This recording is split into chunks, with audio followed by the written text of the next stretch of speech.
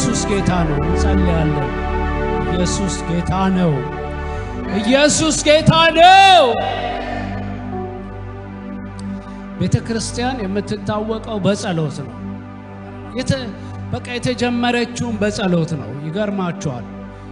ኢየሱስ ካረገ በኋላ ምንድነው ያላቸው? ከማረጉ በፊት ምንድነው ያላቸው? በኢየሩሳሌም ቆዩ፣ መንፈስ ቅዱስ እስከሚመጣ ድረስ በኢየሩሳሌም ቆዩ አላቸው። ከዛ የሆነው ምንድነው? ሐዋርያት ሥራ ምዕራፍ 2 ላይ በዓለ ሃምሳ የተባለውን ቀን በደረሰ ጊዜ ሁሉም በአንድ ልብ ሆነው አብረው ሳሉ ይጸልዩ ነበር። ኢየሱስ ጌታ ነው። ኢየሱስ ጌታ ነው። የቤተ ክርስቲያን ታሪክ ይሄ ነው። በቃ ከቤተ ክርስቲያን የምንማረው ነገር ይሄ ነው። እንደዚህ ይላል። በተለይ ሐዋርያት ሥራ ምዕራፍ 1 ላይ ደግሞ እንደዚህ ብሎ ይናገራል። ከቁጥር 12 ጀምሮ በዚያም ጊዜ ደብረ ዘይት ከሚባለው ተራራ ወደ ኢየሩሳሌም ተመለሱ። እርሱም ከኢየሩሳሌም የ7 መንገድ ያህል የራቀ ነው። በገቡም ጊዜ ወደሚኖሩበት ሰገነት ወጡ።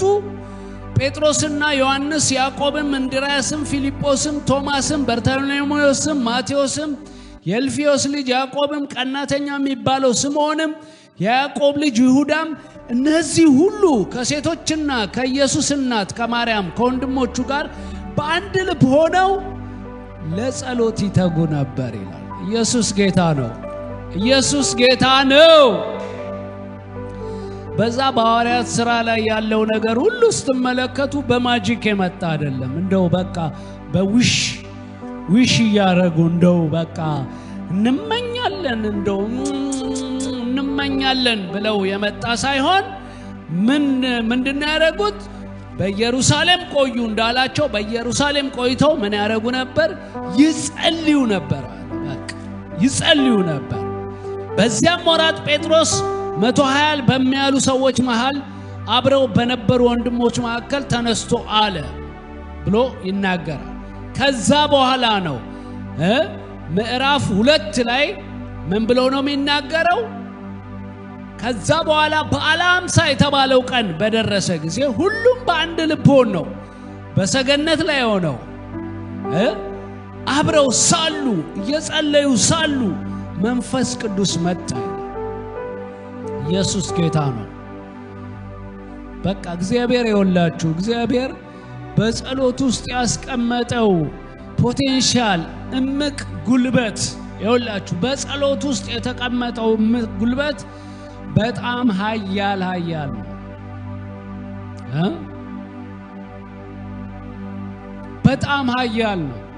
አሁን ኃያላን ሀገሮች እርስ በርሳቸው በጦርነት ሲቆራቆሱ፣ ቦምብ ሲጣጣሉ፣ በቃ ከፍተኛ ውድመት ሲደርስ ስናይ እግዚአብሔር በቤተ ክርስቲያን ውስጥ ካስቀመጠው ኃይል አንፃር እቺ ዕቃቃ ጨዋታ በሏት፣ ዕቃቃ ጨዋታ ነች። ለምን?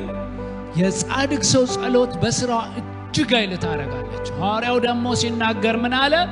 ምንም እንኳን እንደ ሰው ልማድ ብንመላለስ፣ ቢርበንም ቢጠማንም ቢደክመንም ብንወጣም ብንገባም ስራ ብንሄድም ፀሐይ ቢመታንም ምን ብንል አለ፣ ነገር ግን እንደ ሰው ልማድ አንዋጋም። የጦር ዕቃችን ሥጋዊ ነው፣ ምሽግን ለማፍረስ በእግዚአብሔር ፊት ብርቱ ነው ይላል። ኢየሱስ ጌታ ነው። ስለዚህ እንጸልያለን፣ በእግዚአብሔር ፊት እንጸልያለን። በቃ ይመለሳል። 100% ውጤት ያለው ነገር ማለት ጸሎት ነው። በቃ 100% ነው። 100% ፍሬያማ ነው። ያንን ነው ምናምነው። የእግዚአብሔርን ቃል ነው ምናምነው። ሌላ ምናምነው ነገር የለም። ሁኔታን አናምንም። የእግዚአብሔርን ቃል እናምናለን። ተመልከቱ፣ በሐዋርያት ሥራ ምዕራፍ 5 ላይ ባሰሯቸው ጊዜ መልአኩ አስወጣቸው። ሲጸልዩ መልአኩ አስወጣቸው።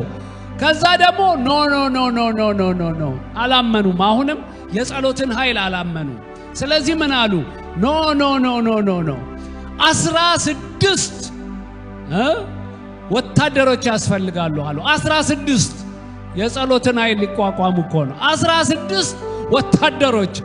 ከዛ 16 ወታደሮች አድርገው እየተጸለየ ጴጥሮስ ወደ ህብረቱ መጣ። ኢየሱስ ጌታ ነው። ኢየሱስ ጌታ ነው። እንኳን 16 ወታደር አይደለም 1 ሚሊዮን ወታደር የጸሎትን ኃይል አይችሉም። ኢየሱስ ጌታ ነው። ኢየሱስ ጌታ ነው። ኢየሱስ ጌታ ነው። ምክንያቱም ከኛ ጋር ያሉት በጠላት ጋር ካሉት ይበልጣሉ። ኢየሱስ ጌታ ነው። በእግዚአብሔር ፊት እንጸልያለን። በቃ እንጸልያለን። ደስ ይለናል። ወደዚህ ስንመጣ ደስ ይለናል። በቃ ደስ ብሎን ነው የምንመጣው። ለምን? ስራ ልንሰራ። ምን አይነት ስራ? መንግስታዊ ስራ ልንሰራ። ዝም ብሎ ተራ ስራ አይደለም፣ እንደ ሰው ልማድ አይደለም ምንሰራው። ኖ መንግስታዊ ስራ ልንሰራ፣ ልንለውጥ፣ ልናስተካክል፣ በምድር ላይ የእግዚአብሔርን ሐሳብ ልናስፈጽም፣ በዚህ በሆስታይል በሆነ ጠላት በሆነ ምድር ላይ የእግዚአብሔርን ሐሳብ እናስፈጽማለን። ወደደም ጠላም የእግዚአብሔርን ሐሳብ እናስፈጽማለን። የእግዚአብሔርን ፈቃድ በምድር ላይ ኢንፎርስ እናረጋለን፣ እናስገድዳለን። ኢየሱስ ጌታ ነው።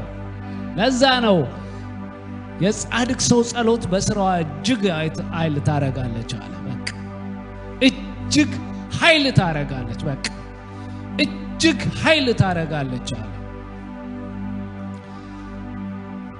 እንጸልያለን። ኢየሱስ ጌታ ነው። በጸሎት ምን ጀምረው በምንድነው? ለዚህ ለምንኖርበት መንግስት እንጸልያለን። እኛ ነን ኃላፊነት ያለብን። በቃ እኛ መለወጥ እንችላለን፣ መስራት እንችላለን፣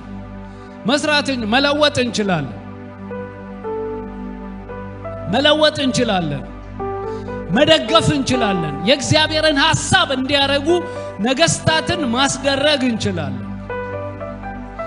አጥብቆ ይጸለይ ነበር አለ። ይሄ በቃ ልፍስፍስ ያለ አይደለም። ኖ በስልጣን የሆነ ማለት ነው። አጥብቆ ይጸለይ ነበር አለ። አጥብቆ እንደው አይሆን በሚል አይደለም። ኖ መሆን አለበት በሚል ይጸለይ። አጥብቆ ይጸለይ። አጥብቆ መለቀቅ አለበት። ኢየሱስ ጌታ ነው። ኢየሱስ ጌታ ነው። ስለዚህ መንግስት እንጸልያለን። ስለዚህ መንግስት፣ ስለምንኖርበት መንግስት መጽሐፍ ቅዱስ ሲናገር በጢሞቴዎስ ላይ ምን ብሎ ነው የሚናገረው? እግዚአብሔርን በመምሰል ጸጥና ዝግ ብለን እንድንኖር ጸሎትና መልጃ ምስጋናም ስለ ሰዎች ሁሉ፣ ስለ ነገስታት፣ ስለ መኳንንት እንዲደረግ ከሁሉ በፊት እመክራለሁ አለ። በቃ ተመልከቱ፣ በዚህ ጊዜ በዚህ ምድር ላይ ያለነው ለዚህ ዓላማ ነው።